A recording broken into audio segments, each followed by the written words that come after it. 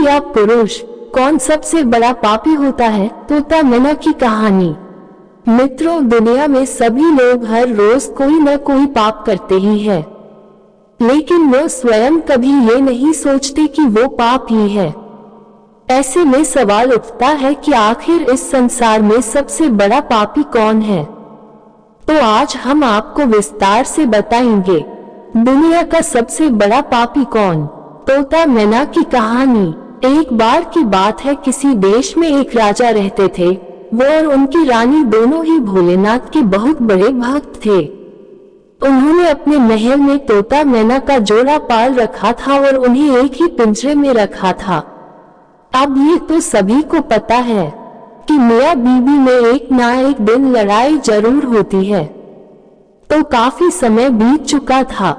एक दिन मैना तोते से कहती है कि मैंने मान लिया कि यह पुरुष बड़े पापी होते हैं, ये बहुत ही बड़े धोखेबाज होते हैं, मौका मिलने पर यह कुछ भी कर सकते हैं। मैना की बात सुनकर तोता बोला, तू तो रहने ही दे, पुरुष उतने पाप नहीं कर सकता जितने पाप स्त्रियां करती है। जितनी धोखेबाज स्त्रियां होती है, न उतना धोखेबाज तो कोई होता ही नहीं है। इनसे बड़ा पापी इस पूरी दुनिया में कोई नहीं होता, ये किसी की भी हत्या कर देती है। जिसके बाद तोता और मैना में लड़ाई होने लगी कि दुनिया में सबसे बड़ा पापी कौन है। ये सब दृश्य देखने के बाद राजा ने पूछा, तुम दोनों क्यों लड़ रहे हो? किस बात पर तुम दोनों विवाद कर रहे हो? मैना ने उत्तर देते हुए कहा, यह मान नहीं रहा कि दुनिया में सबसे बड़ा पापी पुरुष होता है। फिर तोते ने कहा, मैं कैसे मान जाऊं, क्योंकि सबसे बड़ी पापी स्त्रियां ही होती है। राजा ने दोनों से कहा, तुम किस कारण से ऐसा कह रहे हो? तब मैना ने उदाहरण देते हुए कहा, एक गांव में एक सेठ जी थे, बड़े ही धनबाद, और उनका जो बेटा था वो बहुत ज्यादा बिगड़ेल किस्म का इंसान था। सेठ जी का लड़का इतना जुआ खेलता था कि सेठ ये बात सोचते सोचते एक दिन स्वर्ग सिधार गए।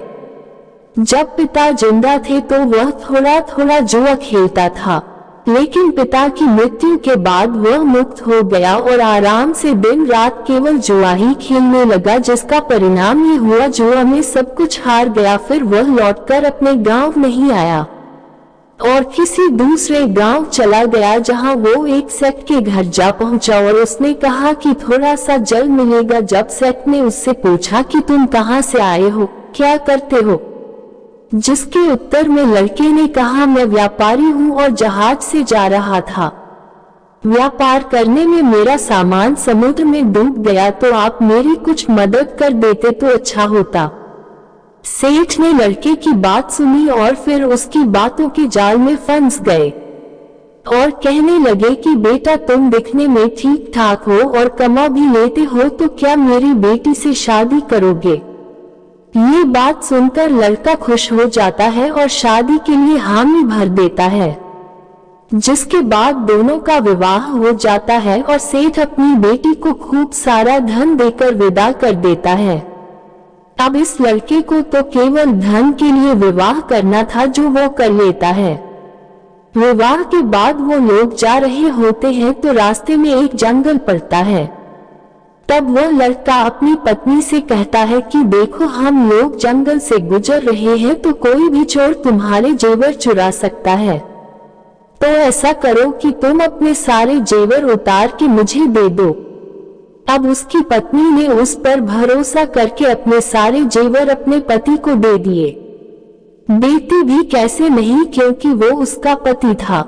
जिसके बाद उस लड़के ने अपनी पत्नी के जेवर एक कपड़े में रखकर अपनी कमर में बांध लिए। फिर वह सभी एक जगह आराम करने के लिए रुके। तब उस लालची लड़के के साथ आई दासी को उसने मार डाला और अपनी पत्नी को कुएं में गिरा दिया कि वह उसमें डूबने से मर जाएगी।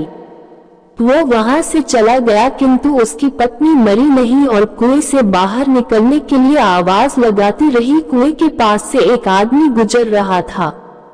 तब उसने किसी महिला की आवाज सुनी, तो उस व्यक्ति ने उस महिला को कुएं से जैसे तैसे करके बाहर निकाला। कुएं से बाहर निकालने के बाद महिला ने अपनी सारी जानकारी उस व्यक्ति को दी, जिस पर उस व्यक्ति ने महिला को उसके पिता के घर पहुंचा दिया।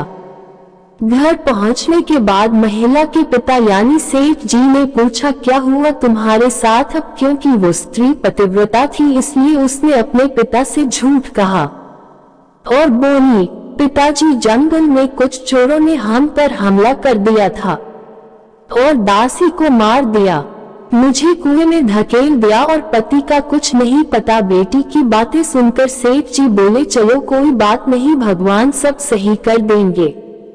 कुछ समय बाद लड़का दोबारा अपने ससुराल पहुंचा और सोचा कि सेठ जी से कहेगा कि आप नाना बनने वाले हैं और इसके बदले में खूब सारा धन मिल जाएगा। लेकिन वह जैसे ही अपने ससुराल पहुंचा, उसकी मुलाकात उसकी पत्नी से हुई, जिस पर उसकी पत्नी ने उससे कहा, मैंने पिताजी को ये सारी बातें बताई हैं, तो आप ही यही बता देना। वो कहते हैं, ना आदत वालों की आदत नहीं जाती। उसने देखा कि उसकी पत्नी ने बहुत सारे जेवर पहन रखे हैं, तो उस लड़के ने पत्नी से कहा, तुम सो जाओ, सुबह मैं तुम्हें अपने साथ लेकर जाऊंगा। रात हुई और उसने अपनी पत्नी का चाकू से कत्ल कर दिया तथा सारे जेवर लेकर चला गया। राजा को ये सब कहानी बताने के बाद मैना ने कहा कि इसलिए मैं बोलती थी कि पुरुष दुनिया का सबसे बड़ा पापी इंसान होता है। उसने अपनी पत्नी को मारा और सारा सामान लेकर चला गया। मैना की ये बातें सुनकर तोते ने भी राजा को एक कहानी सुनाई, जिसमें उसने स्त्री के चरित्र को लेकर बात की थी। दोनों की बात सुनने के बाद राजा बोले, इस बात का उत्तर मैं देता हूँ कि कौन सबसे बड़ा पापी है। राजा आगे बताते हैं कि जिस इंसान की सोच उसके स्तर से नीचे गिर जाती है, वह इंसान पापी होता है, फिर वो भला पुरुष हो या स्त्री, क्योंकि इंसान पाप करने से पहले यह नहीं सोचता कि वह स्त्री है या पुरुष, उसे पाप करना चाहिए या नहीं। अंतिम शब्द। तो मित्रों, आपने जाना कि दुनिया का सबसे बड़ा पापी कौन है। अगर आपके आसपास भी कोई इन्हीं में से एक है तो कमेंट करके जरूर बताएं। आज के लिए बस इतना ही। हम उम्मीद करते हैं कि हमारी इस कहानी के जरिए आपको कई सवालों के जवाब मिल गए होंगे। अगर यह कहानी पसंद आई हो तो उसे अपने दोस्तों के साथ जरूर शेयर कीजिएगा।